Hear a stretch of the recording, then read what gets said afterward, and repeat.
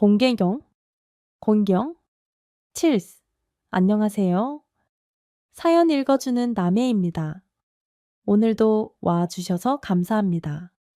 구독과 좋아요 부탁드리며 오늘의 사연 바로 시작하겠습니다. 안녕하세요. 전 40대 중반의 남성입니다. 순간의 선택이 평생을 좌우한다는 말 어떻게 생각하세요? 인생의 중요한 일 앞에서 최선의 선택만 할 수 있다면 얼마나 좋을까요? 귀농한 젊은 농부로 연 매출 억대를 찍고 있는 전 미래가 보장된 1등 신랑감이었어요. 결혼하면 잘 살 자신도 있었지요. 돈만 많이 번다면 1등을 자신한 건 아니었고 자세랄까요? 돈만 많이 번다고 1등을 자신한 건 아니었고 자세랄까요? 미래의 아내에게 해주고 싶은 게 많았습니다. 이상형이 따로 있는 건 아니었어요. 공경경, 54, 칠스. 얼굴이 예쁘면 당연히 좋겠지만 매력 있는 외모 정도면 괜찮고 말 잘 통하고 상냥했으면 좋겠다. 그런 바람은 있었죠. 전 계획적인 성격이라 몇 살이면 뭐라고 어느 정도 성공해야지 그런 목표를 세워놓고 있었어요. 과수원을 열고 3년 만에 2천만 원이던 수입이 6배 이상 늘어 1억을 훌쩍 넘기더니 그 다음부턴 탄탄대로였습니다. 멀쩡히 도시에 살던 제가 과수원을 하겠다니 주변에서 말리기도 했지만 전 자신 있었고 결국 성공했어요. 한번 결정하면 돌아보지 않는 게 제 성격이었죠. 맨 처음 아버지가 물려받은 땅 대신에 근처 다른 땅을 사서 과수원을 열겠다니 가족부터 주변인들까지 반대가 대단했습니다. 01 477 칠스. 상시가 너 경험도 없으면서 물려받을 땅 놔두고 왜 새 땅을 사겠다는 거냐? 짓던 쌀 농사를 하는 게 그래도 낫지 않겠소? 아니에요. 아버지 두고 보세요. 해풍 맞은 사과로 꼭 성공할 거라니까요. 뜬구름 잡는 소리를 하던 지인들도 나중에 제 성과를 보고 놀라더라고요. 전 집념의 사나이고 한번 뭘 하겠다고 하면 제대로 해내는 성미입니다. 그래서 장가를 들 때도 불도저처럼 밀어붙였어요. 그런 성격 탓에 한 번의 뼈아픈 실패도 있었죠. 상대도 당연히 오케이 할 줄 알았는데 보기 좋게 차이고 말았어요. 그 뒤 5년 후 과수원 자리 잡고 아내를 만났고요. 02 35 칠스. 결혼해 딸까지 낳은 아내는 비 오는 날이면 저한테 그 얘기를 해달라고 졸랐죠. 전 애인이랑 헤어진 얘기요. 참 성격 희한해. 다른 여자들은 남편 전 애인 얘기하면 질투하고 화낸다던데. 넌 그게 재밌어? 왜 과거의 여자를 질투해? 재밌잖아. 난 당신이 첫사랑이란 말이야. 남녀의 얘기가 세상에서 제일 재밌어. 그것도 믿을 수가 없어. 너같이 1등 신부감을 남자들이 그냥 뒀다고? 당신한테나 친절했지. 나 엄청 차가운 여자였다니까. 내 얘기 말고 당신 얘기나 빨리 해봐. 헤어지던 날. 그 여자가 뭘 했다고? 아내는 제 옆구리를 쿡쿡 찔렀어요. 돌이 지난 딸과 아내와 함께 나름대로 행복했던 결혼 생활은 3년 만에 나락으로 떨어지고 말았습니다. 03 33 칠스. 전 그날을 분명히 기억하고 있어요. 오랜만에 과수원으로 처가 식구들이 놀러 온 날이었죠. 제가 자리를 비운 사이 아내와 처가 식구들 사이에 다툼이 있었고 저녁도 다 준비됐는데 다들 집을 나가신 거였어요. 전 크게 놀랐고 장인어른 장모님 차를 부랴부랴 따라갔습니다. 뭐 때문에 말다툼이 일어난 건지 몰라서 어리둥절할 뿐이었어요. 간신히 장인어른 차를 따라잡아 시내 찻집에서 얘기를 하고 왔는데 그 2시간 사이 아내와 딸이 감쪽같이 사라진 거였습니다. 여보 하윤아 어딨어? 한밤중 불이 환하게 켜있는 집에선 아무 대답이 없었어요. 제가 집에 돌아온 시각은 11시쯤 됐었고 당연히 아내가 딸을 재우고 있어야 할 때였습니다. 전 온 집안을 다 뒤지면서 딸과 아내를 찾았죠. 어디 간 거야? 04 33 7 도대체 여보 하연아 전 랜턴을 들고 창고, 과수원 집, 주변 야산 근처까지 싹 돌았습니다. 어느 곳에서도 아내와 딸의 흔적을 찾을 수 없었어요. 시간이 흐를수록 초조해지고 등줄기에 식은땀이 흘렀죠. 안 되겠어서 이장님을 깨우고 친하게 지내던 동네 형까지 불렀습니다. 경찰에 신고까지 하고 같이 온 동네를 뒤졌어요. 조용하던 온 동네가 들썩거리기 시작했죠. 애 엄마가 없어졌어요. 아기도 같이요. 경찰에 신고는 해댔는데 이상해요. 이 사람 밤 외출 같은 거 한 번도 안 했는데 감쪽같이 사라졌다니까요. 애기 엄마가 오밤중에 어딜 갔겠어. 서너 살짜리 애까지 데리고 집 싹 다 뒤져봤어. 하연 아빠, 혹시 술 마셨어? 둘이 다툰 거야. 05 34 7 아니요. 저 멀쩡해요. 오늘 처갓집 식구들이 왔었고 저 없는 사이에 말다툼이 있었나 봐요. 시내에서 처가 식구들이랑 얘기 나누고 온 사이에 감쪽같이 없어진 거예요. 글쎄 전 밤밑이 강의가 돼서 온 동네를 뛰어다녔어요. 동네 분들은 미심쩍은 표정을 지으시더니 마을 회관에 몰려가셨습니다.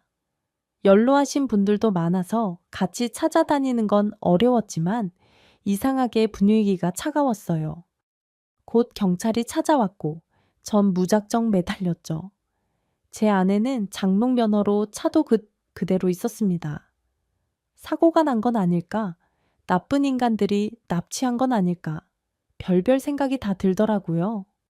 아내가 아기까지 함께 데리고 사라졌다고 얼마 못 갔을 거라고 제발 찾아달라고 했어요. 오만 상상이 다 들고 떨리더라고요. 그런데 경찰들 반응은 기대 이하였습니다. 공격 후 30회사 7. 그 사람들 느긋하게 오더니 저한테 묻더라고요. 부부싸움 한 거냐? 이런 경우 단순 가출일 경우가 대부분이라면서 흥분을 가라앉히라는 거였어요. 전혀 심각한 기색이 없었고 제 속만 터져 나갈 것 같았죠. 우리 아무 문제 없었어요. 몇 년 만에 처갓집 식구들이 왔었어요. 저 없는 사이 다투었고 장모님, 장인어른 처제가 저녁도 안 드시고 가신 거 외에는 아무 일도 없었다고요. 잘 생각해 보세요. 보통 한 사람들, 아이 몇 년 전? 아니, 아이 10년 전에 있었던 일까지도 담아두고 있다가 확 터트리기도 하잖아요. 아이 자자. 흥분 가라앉히고 집에 가서 한숨 자요. 전화기 켜놨죠. 연락 오는 거 있으면 우리도 연락 드릴 테니까 마음 푹 놓고 주무세요. 07 29 7 지금 내가 어떻게 잠을 자요? 아무리 제가 호소를 해도 경찰들은 심각하게 생각하지 않았습니다. 동네 어르신들도 말없이 한두 분씩 집으로 돌아가셨어요. 이장님도 저한테 일단 집에 가 있으라고 하시더라고요. 이 동네에서 하루 이틀 산 것도 아니고 3년이나 살았는데 길을 잃었을 리가 없을 거라고. 이장님 생각엔 친정집에 기차나 버스 타고 서울 간 거 아니겠냐고 하시더라고요. 전 들어가시라고 하고 혼자 동네를 돌았습니다. 시내로 나가는 길목 시내 숙박업소 근처를 돌면서 아내와 딸을 찾았어요. 그땐 이미 깊은 새벽이었고 시내엔 개미 새끼 한 마리도 없었죠. 시간이 갈수록 초조함은 더해졌고 아예 여관이며 모텔에 들어가 아이 데리고 온 젊은 여자 못 봤냐고 물어보기까지 했어요. 08 36 7 하지만 새벽 동이 트도록 아내와 딸을 찾지 못했습니다. 전 트럭 안에 앉아 넋을 잃었죠.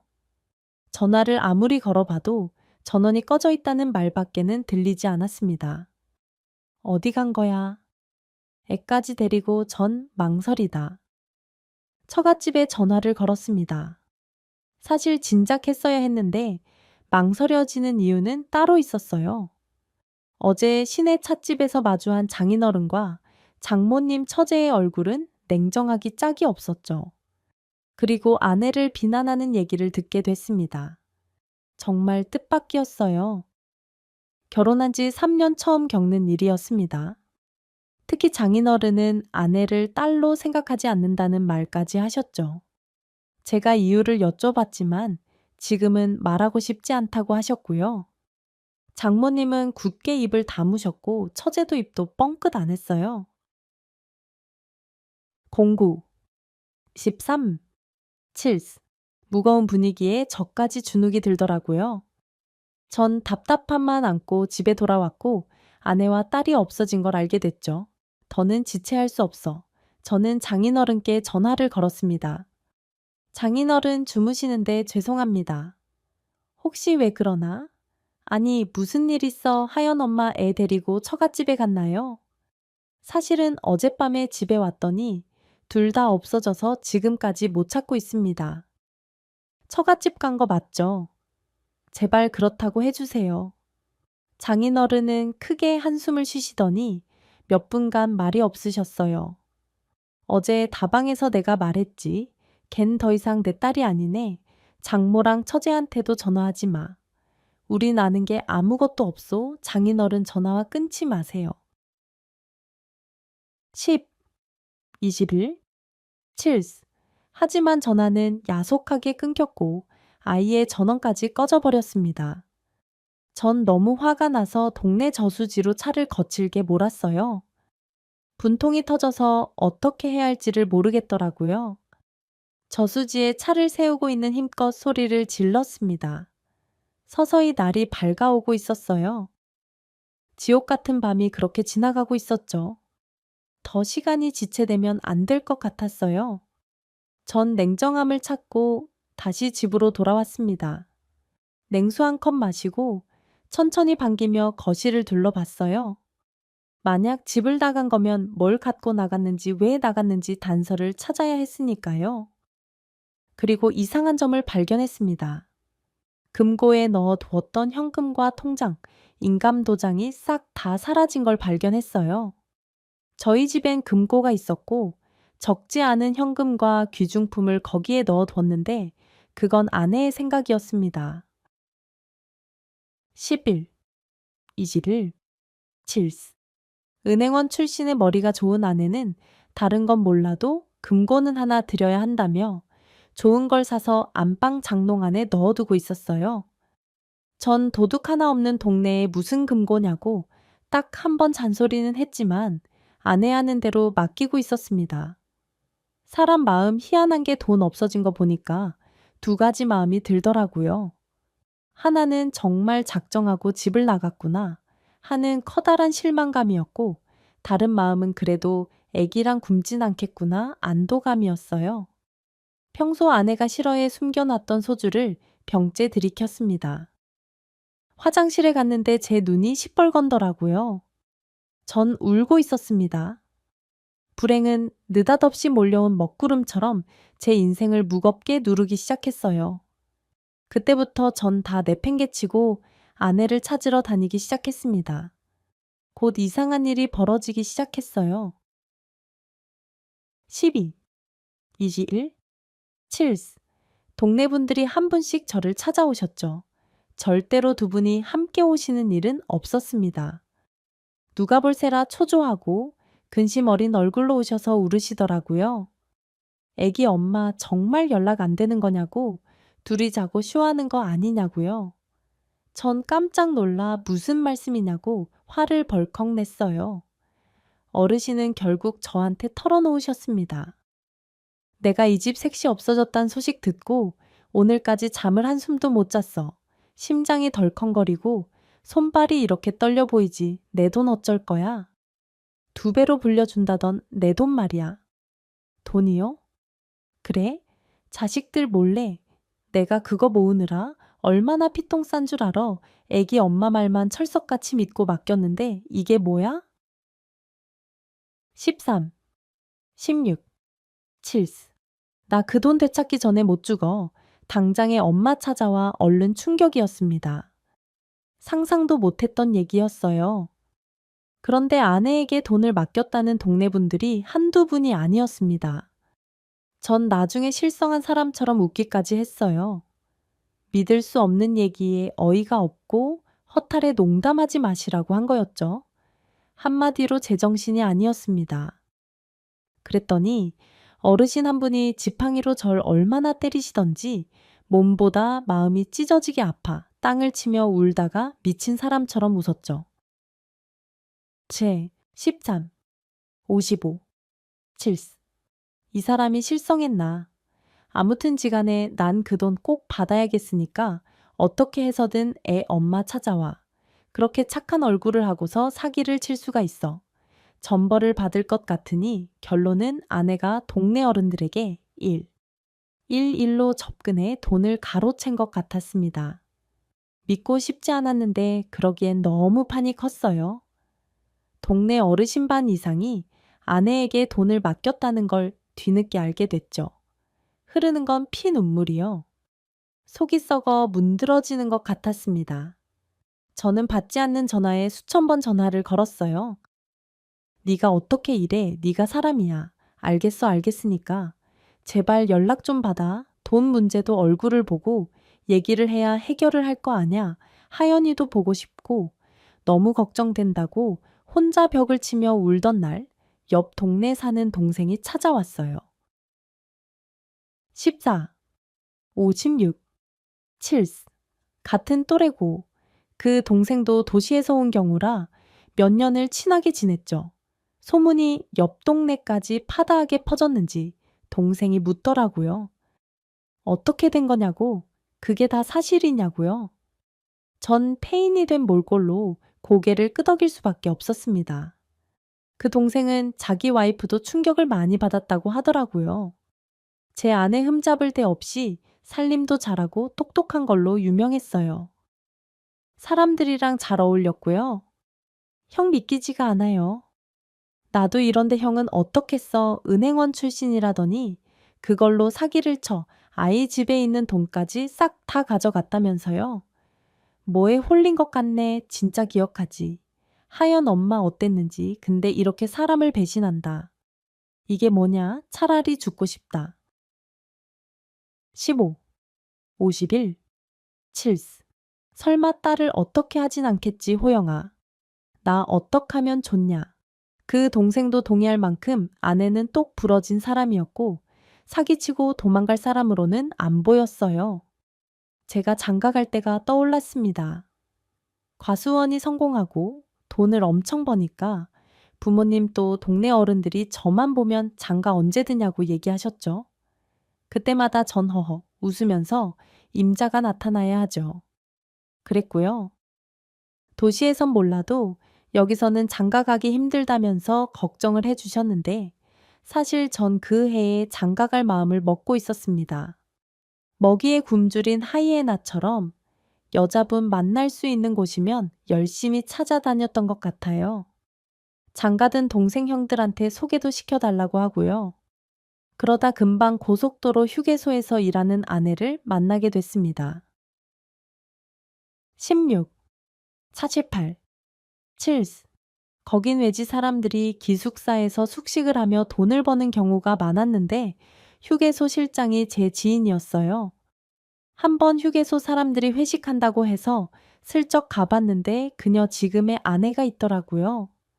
차만 저희가 눈에 띄어서 물었습니다. 저 여자분 언제부터 휴게소에서 일했냐고요? 형 대답은 여기서 일한 지는 얼마 안 됐고 이력서엔 은행원 출신으로 돼 있어서 믿고 채용했대요. 전 그때부터 휴게소에 밥 먹듯이 출근 도장을 찍었습니다. 나중에 제 뜻을 알게 된 형이 다리를 놔줬고요. 만나서 얘기를 해보니 사연이 있는 분이더라고요. 은행에서 일하다 부모님 빚 갚으려고 관뒀대요. 월급으로는 빚 감당이 안 돼서 좋은 자리에 카페를 차려 큰돈을 벌었고 부모님 빚을 다 갚았다는 거였습니다.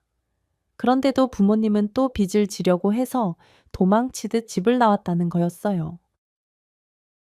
11, 4치구, 7. 전 아내가 너무 안쓰럽고 또 대단하다는 생각이 들었죠. 일머리도 있어서 휴게소에서도 일 잘하는 사람으로 소문까지 났대요. 전 이 사람이다. 점 찍었습니다. 집안 배경 같은 건 상관없다고 생각했어요. 아내가 똑 부러지고 처신 자란이 나와 결혼하면 오히려 골치 아픈 일에서 벗어날 수 있지 않을까? 휴게소에서 하루 종일 서서 일하는 아내가 너무 안타까웠어요. 그런데 뜻밖에도 전 삼각관계의 주인공이 됐습니다. 휴게소형의 여동생이 갑자기 절 좋아한다고 고백을 해온 거였어요. 전 좋아하는 사람이 있다. 심지어 내 오빠가 다리 놔줬다 해도 지연이는 상관없다는 대답을 했죠. 사람 마음 얼마든 움직일 수 있는 거 아니에요. 너무 그 언니만 보지 말고 나랑도 데이트해요. 18. 사치다하다. 7. 뭐 어때요? 야, 지현이 너 당돌하구나. 난 그런 성격이 못돼 만나는 사람 있는데 또 너랑 데이트를 하라고? 어떻게 그래? 요새 젊은 애들은 다르네. 나이 많은 척도 한다. 나랑도 데이트해요. 그 언니 좀 수상해. 휴게소 다른 사람들이랑 말도 안 하고 웃지도 않으면서 오빠 앞에서만 미소 짓고 사람이 음흉하다고요. 지연이 너 당사자 없는 데서 욕하는 거 아니다. 난 너 이성으로 안 보여. 너도 포기해. 인기도 많으면서 왜 그래? 그렇게 매달리는 지현이를 간신히 떼어버리고 아내에게 적극적으로 구애를 해서 결혼까지 단숨에 밀어붙였죠. 사귄 지 3개월 만에 청혼을 했고 결혼은 6개월 뒤에 해치웠습니다. 아내도 처음부터 절 순순히 따라오더라고요. 19. 41일 7. 놀란 건 사귀기 시작하니 아내는 차분한 인상과는 달리 과감한 데가 있었어요. 데이트를 하러 아내 휴일에 만나면 외모를 엄청 화려하게 꾸미고 나와서 몇 번은 못 알아본 적도 있었습니다. 가끔은 아무 일도 아닌 일에 불같이 화를 내기도 했고요. 저도 눈에 콩깍지가 씌었을 때라 아내가 화를 내고 풀어주느라 바빴고 멋을 내고 나오면 그게 또 너무 예뻐. 정신을 못 차렸죠. 그래도 대부분 아내는 얌전하고 조신한 인상이었어요. 둘만 있을 때 종잡을 수 없던 것도 아내만의 매력이었습니다. 결혼할 때 아내는 장인 장모에게 연락하고 싶지 않다고 해서 놀랐던 기억이 나네요. 우리끼리 혼인신고하고 나중에 찾아뵙자고 하더라고요. 탈이 20, 29, 7. 그래도 괜찮겠어. 서운하지 않아. 서운하긴 괜히 또 엮였다가 빚 갚으라고 그러고 자기한테 돈 달라고 할까봐 무서워서. 그래, 당신한텐 좋은 모습만 보여주고 싶어. 나 이해하지. 결국 우리 결혼식은 조촐하게 하기로 했어요. 제 과수원에서 결혼식을 했고 마을회관에서 피로연을 열고요. 많은 분들이 와서 축하해 주셨습니다. 저 장가 못 들면 어떡하냐고 걱정해 주시던 동네 어른들도 정말 기뻐하셨어요.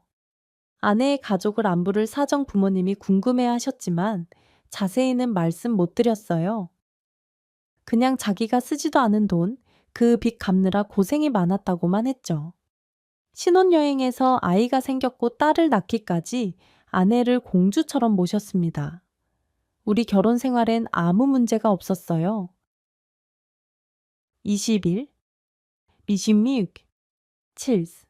아내는 은행원 출신답게 똑똑하고 셈이 빨랐습니다. 결혼하고 나서는 아내에게 모든 돈 관리를 맡겼죠. 또 손맛도 좋고 못하는 게 없었어요. 과수원도 잘 되고 아내도 잘 없고 제 인생 탄탄대로였죠. 동네 분들 모두 다 아내의 칭찬이 자자했어요. 국수가 정말 꿀맛이네. 꿀맛 결혼 전에 도시에서 직장 다녔다며 사업도 하고 근데 음식도 잘하네. 못하는 게 있긴 있어. 국수가 입에 맞으세요. 다행이다. 네, 저 은행에 오래 다녔어요. 커피 파는 전문점도 해보고요. 아이고, 정말이야. 은행원이었어. 영택이가 아주 봉 잡았네. 봉 잡았어. 아내가 도시에서 은행 오래 다녔다고 하니 어른들 눈빛이 달라졌어요. 엄청 대견해 하시더라고요.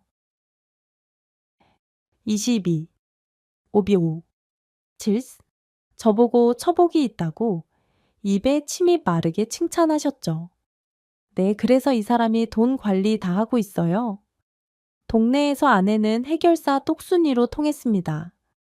복잡한 일 힘드시면 아내를 부르셨고 은근슬쩍 아내한테 시내 언제 가냐고 물으시는 분들도 많았어요. 은행일 좀 같이 봐 달라고 부탁하시는 거였지요. 아내는 눈치 빠르게 도와드리겠다고 모시고 갔고요. 그렇게 해서 동네 어르신 돈 관리까지 아내가 하게 됐습니다. 한 번은 귀찮지 않냐고 물었어요. 그랬더니 아내는 이런 게 시골 사는 재미 아니겠냐며 도와드릴 수 있어서 좋다고 웃더라고요. 그런 아내가 너무 예쁘고 고마웠죠. 딱 하나 걱정되는 부분이 있긴 했어요. 아내는 비 오는 날 천둥이 치면 식은땀을 흘리면서 벌벌 떨었습니다. 23. 이질. 7. 그런데 무서워하는 게 좀 이상해 보였죠. 혼자 죽기 싫어요. 무서워요. 살려주세요. 아, 무서워. 아내는 이불을 뒤집어 쓰고 울면서 중얼거렸습니다. 제가 왜 그러냐고 나 있으니까 괜찮다고 해도 막무가내였어요. 이불을 얼마나 잡고 있었는지 끝솔기가 뜯어질 정도였죠. 비가 그치고 천둥 소리가 안 나면 그제야 겨우 잠이 들고요. 아내 말로는 어려서부터 천둥 칠 때 유독 무서웠다고, 아무리 울어도 누구도 달래주지 않아 그게 트라우마가 됐다고 하더라고요. 그래서 전 아내에게 걱정 말라고, 이젠 내가 있지 않냐고 무서울 때면 꼭 안아주겠다고 했고, 실제로 천둥이 치면 옆에 붙어 있었죠. 그래도 아내는 비가 오거나 바람이 많이 부는 날엔 약간 정신을 못 차리는 것 같았습니다. 20일. 16. 7. 귀가 허한가 내심 걱정도 됐죠. 나름대로는 아내에게 영양제도 사주고 보양식도 먹여주고도 노력했는데 아내는 괜찮으니 신경 쓰지 말라고만 하더라고요. 저도 어느 순간부터는 그러려니 하게 됐고요. 결혼 1년 후 우리 딸 하연이가 태어났고 한 가지 문제로 저흰 처음 부부싸움이라는 걸 하게 됐습니다. 아이가 6개월쯤 됐을 때였어요. 순하게 잘 자던 아이가 밤이 깊도록 잠들지 못하고 칭얼거리더라고요. 청계로 재보니 아이는 열이 높았습니다. 전 당장 응급실을 가자고 했지만 아내는 뜻밖에도 차분했어요. 물수건으로 아이 닦아주고 밤새 곁을 지키며 아이는 자가 면역력이 있어서 굳이 약 먹이지 않는다고 괜찮다고 하는 거였죠. 전 아내가 이해가 되지 않았습니다. 첸덩 25. 09. 7. 차도 있고 조금만 달리면 국립대학병원도 있었는데 그 이후로도 아내가 애가 아파도 병원 간다는 말을 안 하더라고요. 병원 가면 어린애 병균만 옮아온다고 자기한테 다 방법이 있다는데 다행히 하연이는 아파도 잘 회복이 됐습니다. 그래도 전 아내 처사가 못마땅했어요. 그런 점 때문에 몇 번 부부싸움을 했지만 아내는 결국 자기 뜻대로 했죠. 하연이가 돌이 지날 무렵 처가 식구들을 만날 수 있었습니다. 연애 9개월 결혼 1년 만에 장인어른과 장모님, 그리고 처제를 만날 수 있었어요. 깜짝 놀란 건 처제가 아내와 쌍둥이라는 거였습니다.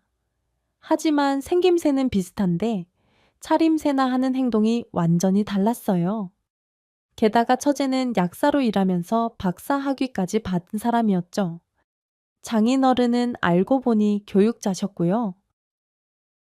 세례 26. 06. 7. 장모님이 무슨 사업을 하신다고 들어서 전 어렴풋이 어머니가 진 빚을 이 사람이 갚았나 그런 생각을 하게 됐죠. 저희 과수원에 처음 오셨을 때 모두들 긴장한 표정이었어요. 아내와 사이가 안 좋아 그러시나 짐작만 했죠. 오셔서 아기 보시고 점심 드시고 가셨는데 저희 부모님도 오셨거든요. 뒤늦게 상견례를 하는 셈이었습니다. 어려운 자리인 만큼 서로 예의 차리느라 바빴죠. 그래서 처갓집의 자세한 속사정은 여쭙지 못했어요. 그리고 2년 후에야 처가 식구들만 따로 제 과수원에 초대하게 된 거였고요. 그날 밤 아내와 딸이 사라져버릴 줄은 꿈에도 상상하지 못했습니다. 또 하나 이상한 건 처가 식구들이 저에게 한 말이었어요. 딸과 결혼해줘서 정말 고맙네. 뭐요? 하연 엄마 너무 착하고 똑 부러져서요. 저한테 과분해요. 27. 04. 칠스. 제가 잘하겠습니다. 잘할 필요 없네. 아이, 그냥 자네가 하던 대로 하면 되네. 내 딸이 많이 부족하긴요. 그때 얼핏 아내를 봤는데 고개를 푹 숙이고 있더라고요. 쑥스러워서 그러나 했죠. 아내는 쌍둥이 동생과도 어색한 것 같았습니다. 둘 사이의 대화도 거의 없었어요. 장인 장모님도 말수가 없으셔서 제가 나서서 과수원을 보여드리고 작물 어떻게 수확하고 매해 얼마나 남는지를 말씀드렸죠. 장인어른은 많이 놀라셨고 관심도 많으셨어요. 도시에서 나고 자란 사람이 어떻게 과수원을 할 생각을 했냐며 대견하다라 하셨고요. 음식도 과일도 최선을 다해 대접해드렸고 시간이 흐르면서 처가 식구들도 표정이 좀 풀어지는 것 같았죠. 그런데 이른 저녁 먹기 직전 제가 창고에 잠깐 갔을 때 벌어졌어요. 28. 04. 칠스. 갑자기 거실 쪽에서 고성이 들리기 시작했습니다. 너 아직도 정신 못 차린 거야? 왜 자꾸 그래요? 내가 뭘 어쨌다고 곧 딸이 우는 소리가 들리기 시작해서 깜짝 놀랐습니다. 저는 곧장 집 안으로 뛰어들어갔고 아내가 울고 있는 걸 보게 됐어요. 장인어른은 얼굴이 빨갛게 돼 있었고 장모님도 울고 계셨어요. 처제는 화가 나 씩씩대고 있었고요. 전 너무 놀라서 딸부터 안아들었죠. 장인어른께 왜 그러시냐고 여쭤봤습니다. 미안하네. 우린 그만 가보는 게 좋겠어. 여보, 선이야, 가자. 아유, 어서 일어나. 장인어른 그 말씀에 처가 식구들 모두 자리에서 일어났고 전 당황해 말리기 시작했습니다. 아, 이렇게 가시면 안 되시죠? 28. 58. 칠스. 여보, 장인어른 좀 말려봐. 아이 처제 저녁 먹고 가. 장모님 하지만 그분들 뒤도 안 돌아보고 차에 타셨고 곧 차는 출발을 했습니다. 전 눈물을 흘리는 아내에게 금방 오겠다고 하고 얼른 제 용달차에 탔어요. 동네를 벗어나 시내에 도착했을 때 아버님은 차에서 내리셨고 저한테 다가오셨습니다. 따라오지 말라고 그냥 가게 두라고 하셔서 제가 그랬어요. 무슨 일인지 모르겠지만 노여운 푸시라고요. 간만에 오셨는데 이렇게 가시면 제 마음이 편치 않다고 어디서 차라도 드시고 가시면 어떻겠냐고 억지로 찻집에 모셨습니다. 하지만 왜 다투셨는지는 절대로 말씀하지 않으셨어요. 장인어른은 저한테 미안하다는 말뿐이었죠. 그리고 돌아온 집은 텅 비어 있었던 거였고요. 아내는 딸 하연이를 데리고 돈과 함께 사라져 버렸습니다. 29. 57. 칠스. 정말 연기처럼 감쪽같이 사라졌다는 말이 맞을 거예요. 과수원도 팽개치고 전 아내와 딸을 찾기 시작했고 전단지까지 만들어 전국에 붙이고 다니기 시작했어요. 경찰만으론 믿을 수 없어 별별 방법을 다 동원하기 시작했죠. 심부름센터 사설 탐정할 것 없이 손을 뻗었고 비슷한 인상착에 가진 모녀가 있다고 하면 열일 제치고 찾아갔어요. 그러다 제 소식을 들은 한 동창의 전화를 받았습니다. 이영태가 무슨 그런 일이 다 있냐? 동창회에서 들었어. 와이프 애랑 같이 없어졌다며 안타까워서 하는 말인데 내가 잘 아는 분이 있거든. 그분한테 가서 고민 좀 털어놔 볼래? 나도 사업 어려울 때 큰 도움 받은 적 있어서 꼭 소개해주고 싶다. 그 동창은 사회에서 꽤나 성공한 친구였어요. 30. 53. 칠스. 방송 잡지에도 나오는 출세한 기업가였죠. 전 친구가 고마워. 그분이 누구냐 자세히 물었고 당장 그 주의 친구와 함께 가보기로 했습니다.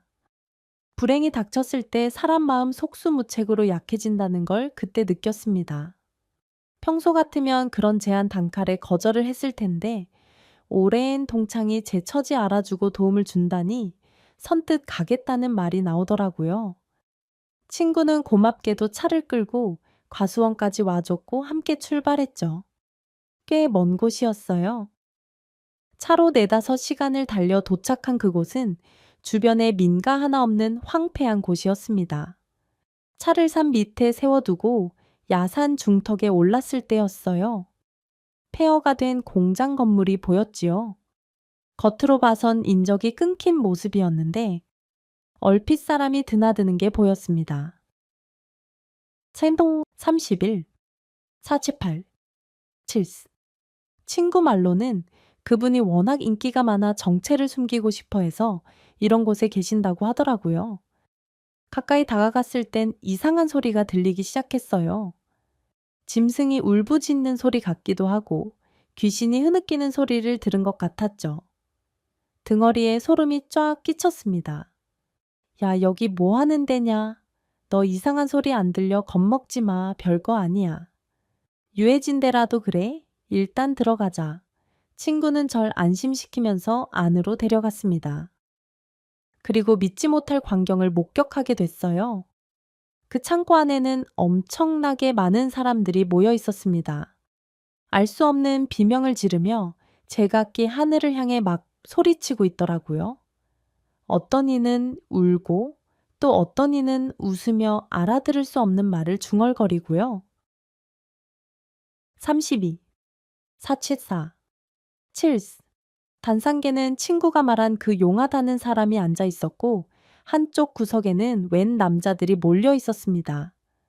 이상한 분위기에 전 주눅이 들었죠. 그리고 친구 손에 이끌려가다 전 비명을 지르고 말았어요. 제 눈을 의심하면서요. 명희야, 여보 몰려있는 남자들 한가운데 무릎을 꿇고 울고 있는 여자는 제 아내가 분명했어요. 머리는 산발이고 구슬피 울고 있어 처음엔 아내인 줄 몰랐습니다. 비쩍 마른 몸에 누더기 같은 옷을 걸치고 있어 몰랐어요. 하지만 울면서 하는 행동에 눈길이 갔죠. 아내는 천둥이 질 때마다 겁에 질리면 머리를 흔들고 손을 허공에 뻗었습니다. 제가 그 손을 잡아 내려준 적이 한두 번이 아니었어요.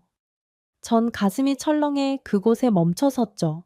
정말 제가 그토록 찾아 헤매던 아내가 분명했어요. 샘 3시에 3, 42, 7스. 창고에는 수많은 사람들이 모여 괴성을 지르고 있었고 그 소음에 묻혀 제가 아내를 부르는 소리는 들리지도 않았습니다. 좀 미친 듯이 사람 사이로 뚫고 들어가 아내의 양손을 잡았어요. 친구가 절 붙잡는 걸 뿌리치며 어렵게 아내에게 다가갔죠. 하연 엄마 여기서 뭐해 나야? 당신 남편 아니야. 아니야? 아내는 눈빛이 이상했어요. 제가 아내에게 달려드니 주변에 모여있던 남자들이 저를 애워싸기 시작했습니다. 전 벌떡 일어나 아내 앞에 서서 소리를 질렀죠. 남의 멀쩡한 아내 데려다가 뭐 하는 짓이야? 내 와이프 털끝 하나 건드리지 마. 다가오지 말라고 경고했다. 그 순간 하늘이 절 도왔는지 밖에서 사이렌 소리가 들렸고 문이 부셔지는 소리가 들렸습니다. 34, 37, 7스. 확성기의 경고 소리와 함께 사고 경찰이 들어와 대여섯 명에게 수갑을 채우는 게 보였어요. 체포된 사람 중 한 명은 절 여기 데려온 제 친구였죠. 나머지 사람들은 달아나기 시작했고요. 뭐가 뭔지 모르는 난리통 속에 전 경찰에게 달려가 전단지를 꺼내며 제 상황을 설명했죠. 이 사람들 싹 다 잡아가야 돼요. 도망가게 두면 안 된다고요. 아내와 딸을 납치했어요. 범죄 집단이라고요. 선생님 침착하게 딸부터 찾아보시죠. 야, 아내분 데리고 경찰차에 일단 타세요. 저희 서에 앵벌이 하던 애들이 모여 있어요. 앵벌이요? 아니 아저씨, 고작 4살밖에 안 된 제 딸이 거기 있을 리 없어요. 여긴 보고도 믿지 못할 일이 천지예요. 사이비 종교 집단이라고요?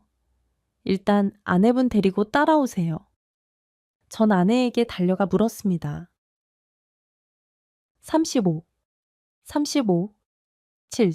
하연이 어딨어? 어디 숨겼어? 빨리 데리고 나와 몰라? 하연이 나갔어? 그 사람들이 데리고 나갔어? 무슨 헛소리야? 너 엄마 맞냐? 이 여자야? 정신 좀 차려봐. 숨이 막히는 고통 속에서 전 아내를 들쳐업고 서둘러 경찰차를 탔습니다. 그리고 서에서 우리 하연이 4살짜리 딸을 보게 됐어요. 못 먹고 못 잤는지 캥한 눈을 하고 어디서 뭘 했는지 누더기가 된 옷을 입고 애가 눈에 초점이 없더라고요. 꼭 TV에서 본 오래 굶주린 아이 같았습니다. 억장이 무너지고 피눈물이 흘렀어요. 하연아 아빠야, 우리 딸 왜 이래 전 딸을 안고 오열했습니다. 너무나 가슴이 아프고 찢어질 것 같았죠. 당장 딸부터 입원시키고 정신을 수습한 전 부모님께 도움을 요청했어요. 36, 35, 7. 한달음에 경찰서로 달려오신 부모님은 아내와 아이 꼴을 보고 말을 잃으셨죠. 어머닌 쓰러지기까지 하셨습니다. 전 뒤치를 수습해야 하니 당분간 아이를 맡아달라고 부탁드렸죠. 정말 면목이 없었습니다. 그렇게 전 아내와 딸을 찾게 됐어요. 알고 보니 아내는 사이비 종교단체에 빠져 그들의 조종을 받고 있었죠. 휴게소에서 일했을 때도 연결돼 있었고요. 아기를 병원에 데려가지 않는 것도 다 그 종교 때문이었어요. 도저히 믿을 수가 없었습니다. 아내는 넋이 나가 말도 잘 못하더라고요. 그 기도원이라는 데서 얼마나 세뇌를 받고 학대를 당했는지 때때로 저조차 잘 알아보지 못할 정도였어요. 물어볼 게 한두 가지가 아니었죠. 37, 26, 7. 빼돌린 돈 어디 있어? 애를 저렇게 만들어 놓고 여기서 뭐 하고 있었냐고 나가야 돼. 다시 그곳으로 돌아가야 한다고? 곧 세상이 끝날지도 몰라. 그때를 준비해야 돼. 너 제정신이 아니야. 세상이 끝나 너 때문에 내 인생이 끝났어. 완전히 박살났다고 나한테 미안하지도 않았냐. 양심이라는 게 넌 없어. 알고 보니 절 그곳에 데려간 친구도 사이비 종교에 빠져 있었고 절 끌어들이려고 했던 거였어요. 친구는 제 아내의 얼굴을 몰랐고요. 우연히 겹쳐 제 발로 아내가 빠진 사이비 종교 본부에 찾아가게 된 거였습니다. 이후 모든 게 양파 껍질 까듯 하나하나 드러나게 됐어요. 수많은 곳에서 아내가 대출을 받았다는 사실까지 알게 됐죠. 40여 개에 달하는 통장과 이상한 거래 내역도 보게 됐고요. 38. 2주차. 7. 아내가 사이비 종교 단체에 돈을 보낸 증거였습니다. 아내분, 이 사이비 종교에 꽤 오랫동안 빠져 있었네요. 여기 메뉴에 상호 보이시죠? 여기 그 종교 단체가 운영하는 회사예요. 생활용품 판다고 위장은 했지만 이걸로 사람 포섭하는 걸로 유명한데 아내분 결혼 전부터 여기 책임자였어요. 제대로 당하신 것 같은데요. 심히 유감입니다. 경찰의 말에 손발이 후달거렸습니다. 자초지종을 알고 싶었어요. 분명 처가 식구들은 제가 모르는 걸 아는 게 분명했습니다. 전 처갓집에 연락도 없이 들이닥쳤어요. 집엔 장모님과 처제만 있었습니다. 장인어른은 퇴근 전이었고요. 처제는 제 표정을 보더니 다짜고짜 저한테 나가라고 하면서 등을 떠밀었습니다. 걘 더 이상 우리 식구도 아니에요. 삼신부 21, 7. 그러니까 나가요. 알아서 찾던지 말던지 하라고요. 저제 이러지 마. 하연 엄마 찾았어. 사실을 알고 싶어 나한테 숨겼던 거 다 말해 달라고 그때였습니다. 뒤에서 장인어른 목소리가 들렸어요. 장모님 편찮으시고 처제도 힘들어하니 나가서 얘기하자고 하셨고 그 후 듣게 된 얘기에 전 비통함에 사로잡혔습니다. 이건 보통 일이 아니었어요. 아내는 10년 전부터 사이비 종교에 빠져 있었대요. 은행에는 다닌 적도 없고 전문대학 나와 학원 강사 반년한 게 사회생활의 전부라고 했습니다. 어디서 어떻게 만났는지 사이비 종교에 빠져 집을 나가고 돈을 빼돌린 게 수차례라고 하셨어요. 그런 아내를 억지로 빼내 감금도 해보고 정신병원도 다니게 했지만 한동안 잠잠한 듯 하다가도 아내는 그곳에 제 발로 갔다고 했습니다. 사포음, 이실을, 칠스. 마지막이라고 생각하고 아내를 빼앗을 땐 모든 게 끝난 줄 알았대요. 하지만 또다시 가출해 종족을 감췄고 그런지 2년이 지나 결혼해 아예 낳고 산다는 연락을 받아 놀랐다고 하셨죠. 자네한테 연락 왔을 때 솔직히 우리도 다 놀랐어. 마지막으로 사라지기 전 1년은 명의병원도 잘 다니고 얌전했네. 근데 사이비들이 어떻게 연락을 한 건지 명의가 또 일을 저질렀구만. 난 모르겠네. 이 자네가 알아서 해결해. 더 이상 명의는 내 딸이 아니야. 장인어른 내 자식이지만 감당이 안 돼. 자네가 알아서 하게. 이 죽이든 살리든 나는 모르네. 피눈물이 흐른다는 심정이 뭔지 처절하게 깨달았습니다. 3일 실칠, 칠스. 장인어른 말로는 아내는 어려서부터 쌍둥이 동생과 크게 차이가 났대요. 성적이고 뭐고 한참 떨어져서 알게 모르게 차별도 했을 거라는 얘기였죠. 아내는 10대 때부터 자존감이 낮고 감정 기복이 심해 곧잘 울었고요. 공부 잘하던 무던한 쌍둥이 동생이 돋보이는 건 당연했겠죠. 그러다 사이비 종교의 사람들이 친절하게 대해주고 관심을 가져주니 거기에 푹 빠져든 것 같다고 하셨습니다. 그때부터 전 고민하기 시작했어요. 아내를 지금 버릴 것인가? 아니면 한 번 더 기회를 줄 것인가? 단칼에 이혼하자니 아직 어린 딸이 눈에 밟혔습니다. 주변에 조언 구할 데도 없었어요. 솔직히 한 번쯤은 아내를 고쳐보고 싶었습니다. 그때까지도 한 줄기 희망이라는 걸 잡고 있었나 봐요. 3호보이, 침, 칠스. 아내도 딸과 함께 병원에 입원해 치료를 받고 있었고 영양실조 진단을 받았을 땐 약간의 동정심도 생기더라고요. 저랑 살 때보다 체중도 많이 빠져 있었고 사람 넋이 나가 있었어요. 일단 기운을 차려야 얘기도 할 수 있으니 회복을 기다렸죠. 그리고 어느 정도 아내의 상태가 좋아졌을 때 진지하게 얘기를 해봤습니다.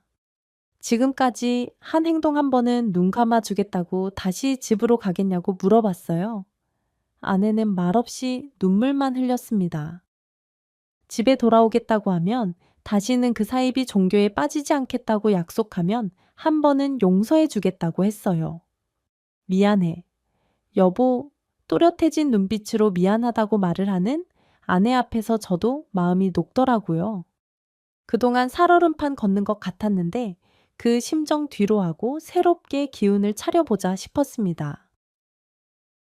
사야비 옌섬 08 칠스 정신과 상담도 받게 하고 부모님 집 근처에 새로 집도 얻었어요. 아내는 이번엔 순순히 병원에 다니더라고요. 아기의 치료에도 협조를 해주고요. 하지만 아무래도 과수원에는 당장 돌아가지 못할 것 같았습니다. 아내가 빼돌린 돈도 정리를 해야 했고요. 전 솔직히 아내를 믿었어요. 부모님이 수시로 들여다보겠다 하셨고 전 틈틈이 과수원에 내려가 일을 정리했어요. 동네 어른들이 제가 돌아왔다는 소식을 듣고 모이셨습니다. 당신들 돈 돌려받을 수 있는 거냐고 물어보시길래 제가 최선을 다해서 갚아드리겠다고 했어요. 그리고 솔직히 말씀드렸죠. 애엄마 사이비 종교에 빠졌어요. 거기서 딸도 큰일 날 뻔했고 애 엄마도 영양실조로 쓰러졌고요. 아마 거기다 돈을 갖다 바친 것 같습니다. 아니 뭐야? 그렇게 정신 나간 여편네였어. 44 07 칠스 자네 이혼 안 하나?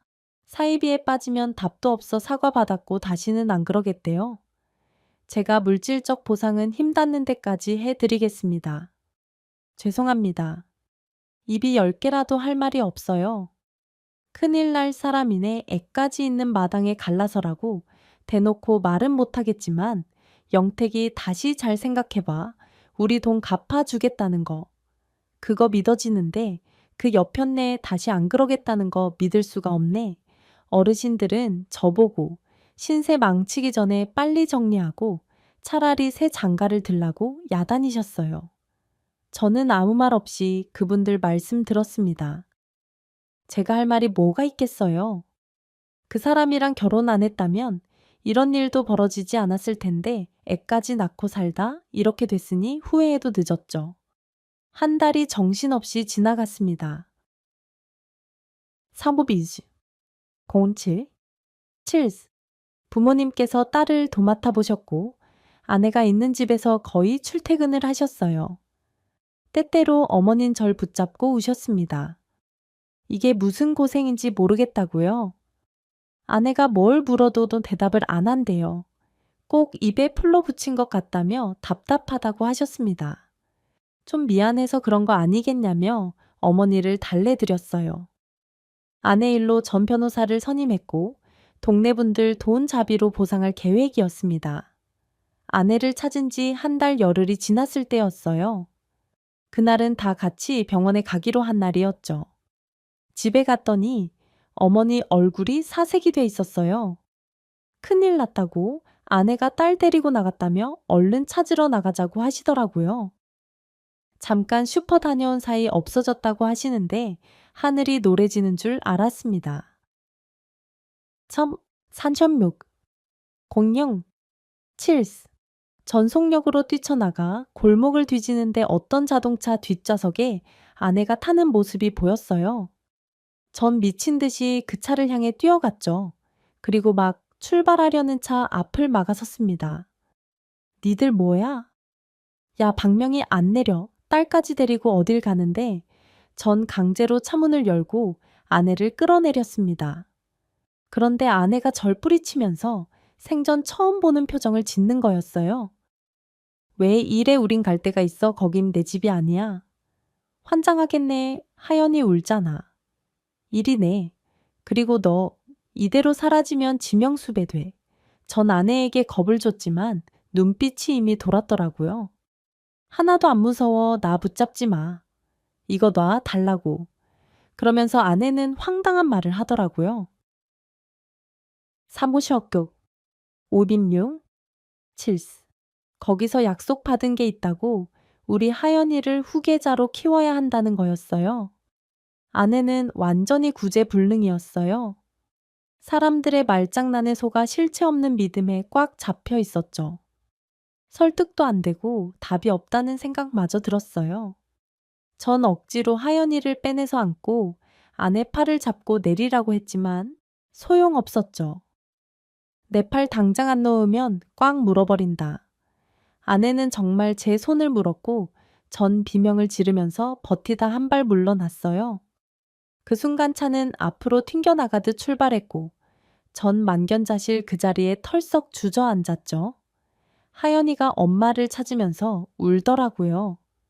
정신이 번쩍 들었습니다. 아내는 제정신이 아니었어요.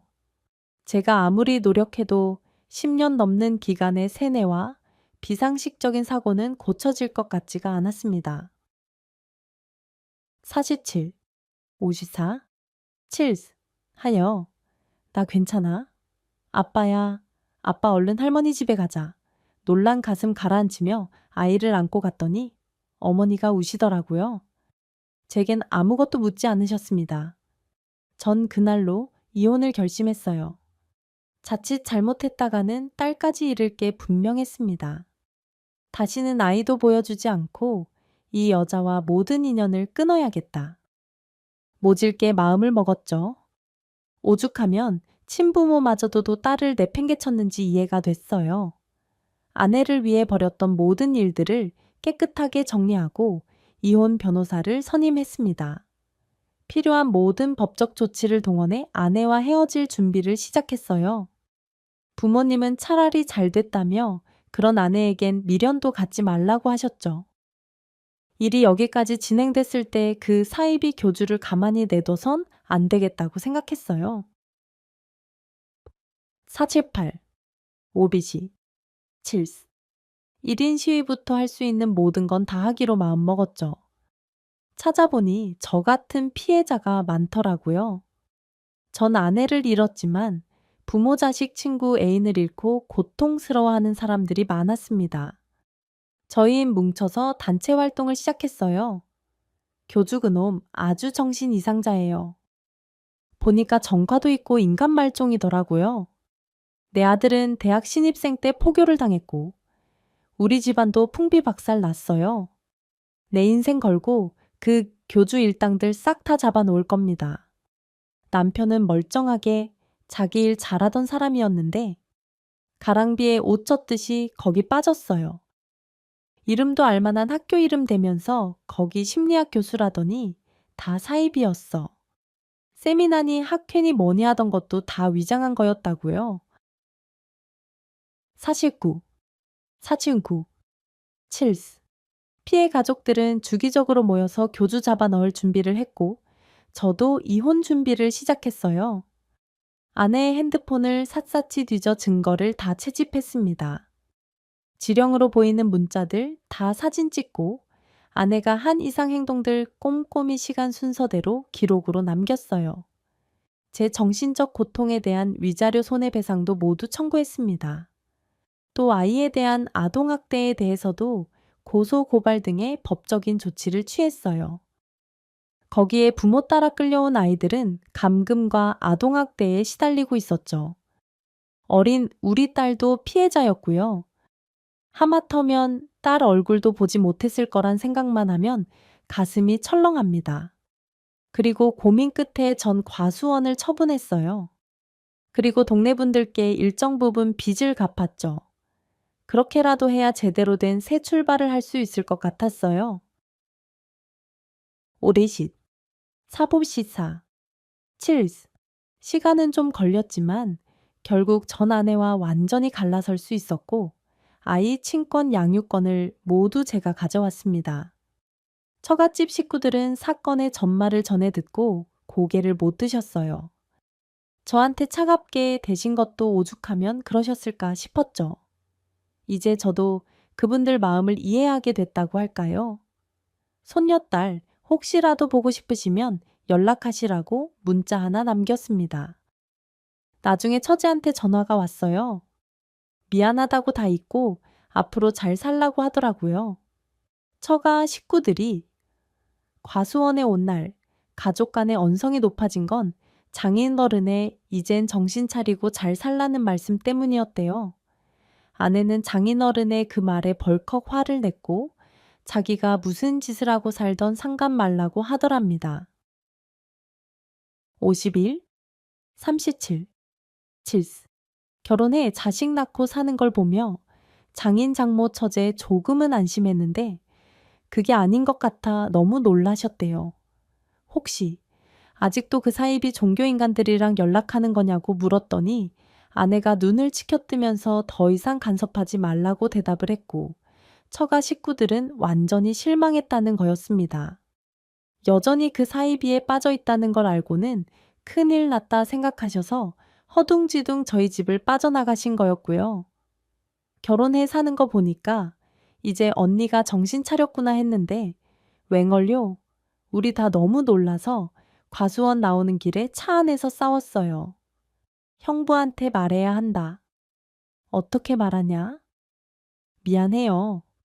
형부, 근데 그건 알아줘요. 언니랑 결혼하기 전에 알았다면 형부한테 다 말했을 거예요. 우린 언니가 정신 차린 줄 알았어요. 정말이에요. 오데르지. 35. 7스. 지난 일이지만 생각하니 무척 허탈했어요. 시간이 흘러 사이비 종교 교주는 구속이 됐습니다. 드러난 일 말고도 못된 짓이란 짓은 다 저지르고 살아서 꼬박 20년은 형을 살아야 했습니다. 생각 같아선 형을 한 100년 정도 살았으면 좋겠다는 생각이 들었어요. 20년이 뭡니까? 50년은 받아야 그래도 발 뻗을 것 같았는데 안타까웠죠. 교주가 실형을 선고받는 날 우리 피해자 모임끼리 뒤풀이를 했습니다. 이 정도라도 어디냐? 서로를 격려하고 안부를 물었어요. 안타까운 건 부부는 그래도 헤어지면 남이었는데 부모 자식 지간에 이런 일이 생기면 정말 힘들겠다는 생각이 들었습니다. 처음부터 열심히 활동하던 한 분은 아들 얘기를 하시며 끝내 우셨어요. 어떤 분은 이민을 준비하신다고 하더라고요. 53, 30, 7. 사이비에 빠지면 그 사람들이 생활 동선을 다 파악해 뿌리치고 싶어도 쉽게 빠져나갈 수 없다는 거였습니다. 아들 한 살이라도 어릴 때 아무도 모르는 곳에서 새 출발하신다는 계획이었죠. 그 이후 전 과수원을 접고 다시 도시 생활을 시작했어요. 딸을 위해 부모님 집으로 들어갔죠. 하연이도 새 어린이집 보내기 시작했고요. 전 사무실 빌려 인터넷으로 과일 유통하는 일로 제 사후에 인생을 시작했어요. 아내와는 일체 연락을 끊고 있습니다. 어디서 뭘 하는지 알고 싶지도 않고 알더라도 어떤 접촉도 하고 싶지 않아요. 이혼할 때 법원에서 보고는 그 이후로 만난 적이 없네요. 한참 시간이 지난 후 딱 한 번 낯선 번호로 전화가 왔었습니다. 전화를 받았는데 아무 소리가 없더라고요. 그런데 전 알 수 있었죠. 숨소리만 들어도 아내인 걸 눈치채겠더라고요. 왜 전화했어? 저 5214 371 7. 하연이 잘 있어? 나 안 찾아 엄마를 안 찾는 딸이 어딨냐? 근데 넌 엄마 자격이 없어. 아직도 너 정신 못 차렸지 아니야. 나 거기 나와서 기숙사 있는 공장에서 일해. 하연이 한 번만 목소리 들려줄 수 있어. 너무 보고 싶어서. 그래 꿈도 꾸지 마. 전화번호 바꿀 거니까 연락도 하지 말고 전화를 끊고도 한동안 진정이 되지 않았습니다. 어떤 나라의 개와 늑대의 시간이라는 말이 있다고 해요. 해 진력해 양치기들 사이에서 나온 말인데요. 언덕 너머로 다가오는 형체가 내가 기르던 개인지 나를 해치러 오는 늑대인지 분간하기 어려울 때 하는 말이래요. 전 아내의 첫인상을 분명히 기억하고 있어요. 55. 2회차 7. 수줍게 웃으며 자신을 은행원이라고 소개한 아내는 착한 강아지처럼 보이는 늑대가 아니었을까요? 자신을 속이면서 사이비 종교단체에 적을 두고 모든 걸 다 갖다 바치면서 제 앞에서 웃던 아내의 모습을 잊을 수가 없습니다. 딸은 이제 안정을 되찾았고 저와 제 부모님의 손길 아래서 잘 크고 있어요. 가끔 엄마를 찾지만 그때마다 전 아내가 아프다고 말해주네요. 순진한 얼굴로 곤히 잠든 딸애를 보면 오만 감정이 다 듭니다. 그래도 아내와 이혼한 거 후회는 없어요. 딸을 지켰고 저도 잘 살고 있으니까요. 딸이 다 커서 독립하면 전 다시 과수원을 시작할 계획입니다. 지금은 딸 곁에서 크는 걸 지켜보고요. 돈을 좀 더 모아야 하지만 땅도 알아보고 있어요. 노력한 만큼 열매를 맺어주는 과수원 일이 그립네요. 50표 5비 7. 그렇게 저도 다시 일어서야겠죠. 하도 되어서 재우는 꿈도 못 꾸고 있지만 크게 아쉬움은 없네요. 제 사연은 여기까지입니다. 저 잘 살라고 많이 응원해 주세요. 지난 일 싹 잊고 보란 듯이 잘 살아보고 싶네요. 긴 이야기 들어주셔서 감사합니다. 모두 건강하시길 바랍니다. 지금까지 사연 읽어주는 남녀였습니다. 끝까지 함께 해주신 여러분, 감사드리며 저희는 다음 사연으로 돌아올게요. 감사합니다.